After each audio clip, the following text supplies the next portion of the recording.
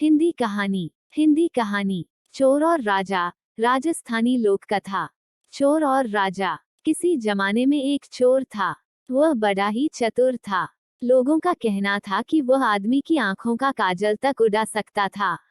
एक दिन उस चोर ने सोचा कि जब तक वह राजधानी में नहीं जाएगा और अपना करतब नहीं दिखाएगी, तब तक चोरों के बीच उसकी धाक नहीं जमेगी। यह सोचकर वह राजधानी की ओर रवाना हुआ और वहां पहुंचकर उसने यह देखने के लिए नगर का चक्कर लगाया कि कहां क्या कर सकता है। उसने तय की कि राजा के महल से अपना काम शुरू करेगा। राजा ने रात दिन महल की रखवाली के लिए बहुत से सिपाही तैनात कर रखे थे। बिना पकड़े गए परिंदा भी महल में नहीं घुस सकता था। महल में एक बहुत बड़ी घड़ी लगी थी, जो दिन रात का समय बताने के लिए घंटे बजाती रहती थी। चोर ने लोहे की कुछ कीलें इकट्ठी की और जब रात को घड़ी ने 12 बजाए तो घंटे की हर आवाज के साथ वह महल की दीवार में एक एक कील ठोकता गया। इस तरह बिना शोर किए उसने दीवार में 12 कीलें लगा दी। फिर उन्हें पकड़कर वह ऊपर चढ़ गया और महल में दाखिल हो गया। इसके बाद वह खजाने में गया और वहां से बहुत से हीरे चुरा लाया। अगले दिन जब चोरी का पता लगा तो मंत्रियों ने राजा को इसकी खबर दी। राजा बड़ा हैरान और नाराज हुआ। उसने मंत्रियों को आज्ञा दी कि शहर की सड़कों पर गश्त करने के लिए सिपाहियों की संख्या दूनी कर दी जाए और अगर रात के समय किसी को भी घूमते हुए पाया जाए तो उसे चोर समझकर गिरफ्तार कर लिया जाए। जिस समय दरबार में यह ऐलान हो रहा था, एक नागरिक के भेष में चोर मौजूद था। उसे सारी योजना की एक एक बात का पता चल गया। उसे फौरन यह भी मालूम हो लगा कि कौन से 26 सिपाही शहर में गश्त के लिए चुने गए हैं। वह सफाई से घर गया और साधु का बाना धारण करके उन 26 सिपाहियों की बीवियों से जाकर मिला। उनमें से हर एक इस बात के लिए उत्सुक थी कि उसकी पति ही चोर को पकड़े और राजा से इनाम ले।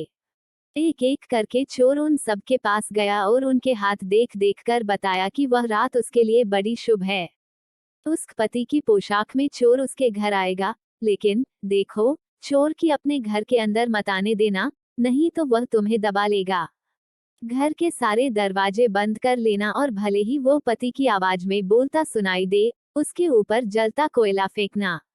इसका नतीजा यह होगा कि चोर पक्का में आ जाएगा। सारी स्त्रियां रात को चोर के आगमन के लिए तैयार हो गईं। अपने पतियों को उन्होंने इसकी जानकारी नहीं दी। इस बीच पति अपनी गश्त पर चले गए और सवेरे 4 बजे तक पहरा देते रहे।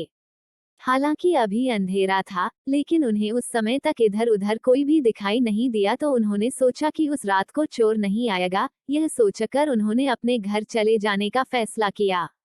ज्यों ही वे घर पहुंचे, स्त्रियों को संदेह हुआ और उन्होंने चोर की बताई कार्रवाई शुरू कर दी। फल वह हुआ कि सिपाही जल गए और बड़ी मुश्किल से अपनी स्त्रियों को विश्वास दिला पाए कि वे ही उनके असली पति हैं और उनके लिए दरवाजा खोल दिया जाए।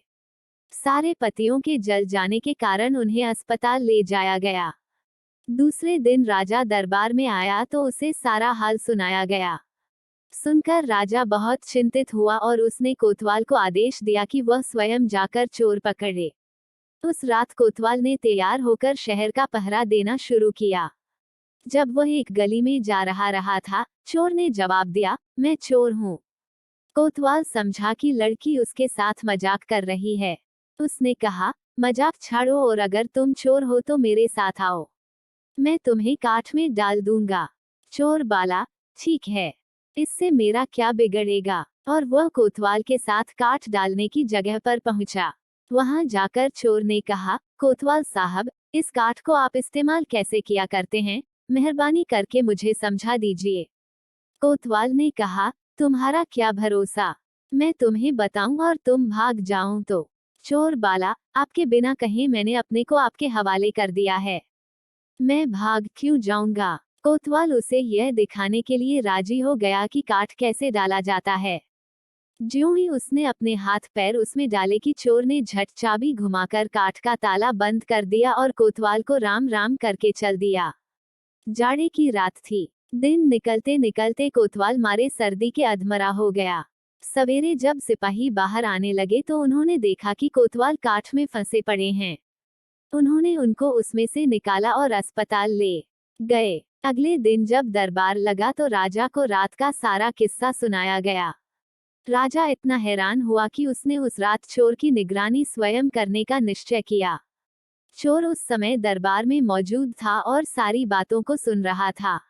रात होने पर उसने साधु का भेष बनाया और नगर के सिरे पर एक पेड़ के नीचे धूनी जलाकर बैठ गया।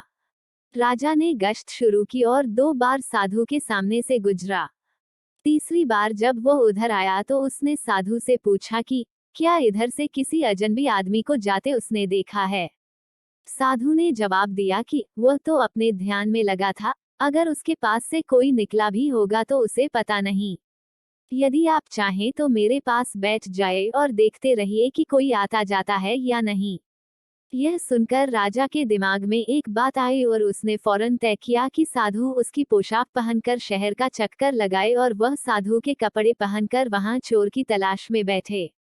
आपस में काफी बहस मुबाहिसे और 2-3 बार इनकार करने के बाद आखिर चोर राजा की बात मानने को राजी हो गया और उन्होंने आपस में कपड़े बदल लिए। चोर तत्काल राजा के घोड़े पर सवार होकर महल में पहुंचा और राजा के सोने के कमरे में जाकर आराम से सो गया। बेचारा राजा साधु बना चोर को पकड़ने के लिए इंतजार करता रहा। सवेरे के कोई 4 बजने आए।